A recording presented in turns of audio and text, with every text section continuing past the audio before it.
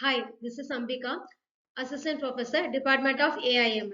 Let us discuss about Azure Data Lake Storage. Let us go for the small recap.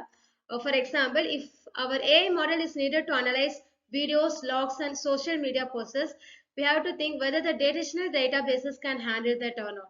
Traditional databases are nothing but the data are stored in the predefined tabular format. In this case, the traditional databases it struggles to analyze the videos, logs, and social media posts because they are the unstructured data.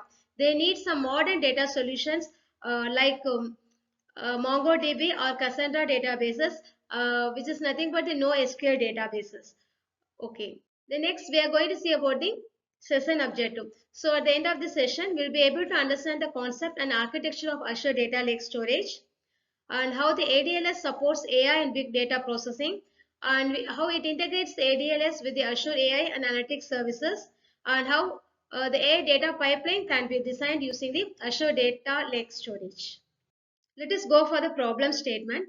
A data engineer at the healthcare analytics firm, the team challenge is to collect the terabytes of the data for the patient. Like it may be the sensor data, some text or some images. So here the storing and processing in the databases is slow as well as costly. And also the model training is also delayed.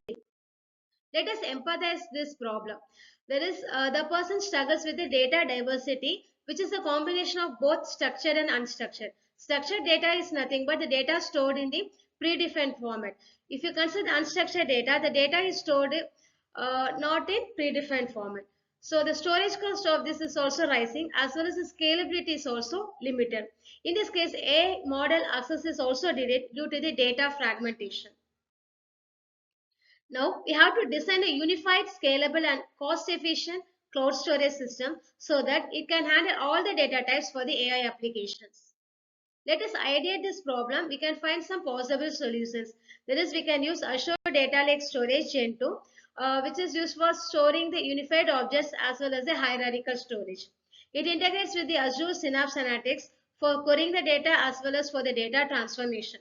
Next, it connects with the Azure Machine Learning for training the models. Now let us prototype this model.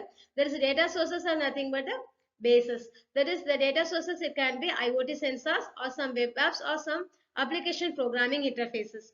The ingestion it includes like the data from the various data sources it will be ingested into the central repository.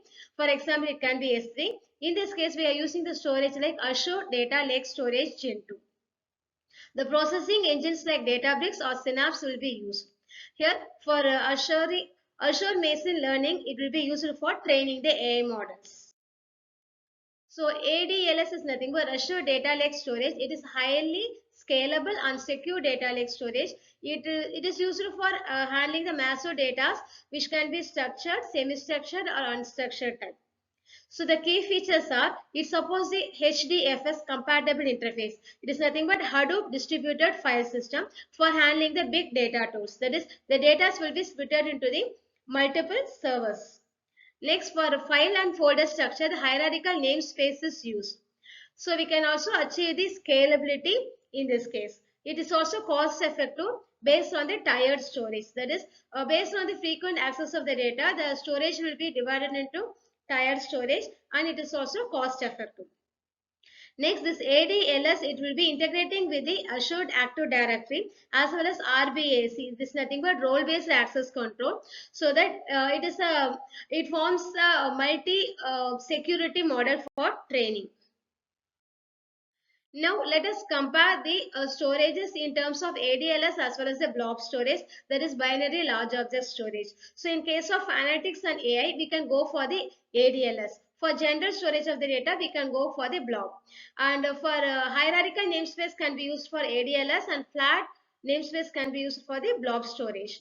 So in case of integration, ADLS, it integrates with Synapse or Databricks for further processing with the ML. In case of blob storage, integration will be limited.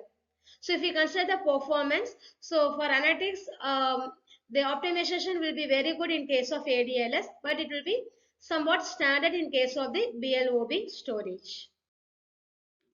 Here this integration will take place with the Azure AI ecosystem, that is Azure Machine Learning. It trains the model with help of the ADLS datasets. So Azure Databricks are nothing but the process engines which is used for pre-processing and transforming the data. Azure Synapse Analytics will be used for querying the large data sets without moving the data. And ADLS, it can be used for the data management, it includes the data ingestion, governance and security. So the data governance, it can be achieved by using some policies or procedures which is used for training the models, and it gives a high quality of the data. Data security can be achieved by encryption as well as identifying and managing the data.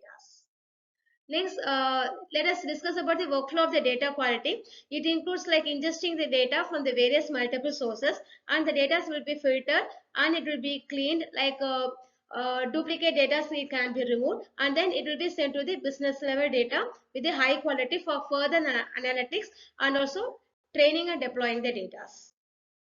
This gives the overview of the Azure Data Lake Storage. So here are some questions like that. How the Azure Data Lake Storage can be used for the modern AI, and then how the hierarchical storage also helps for this AI. These are some quick assessments based on this topic.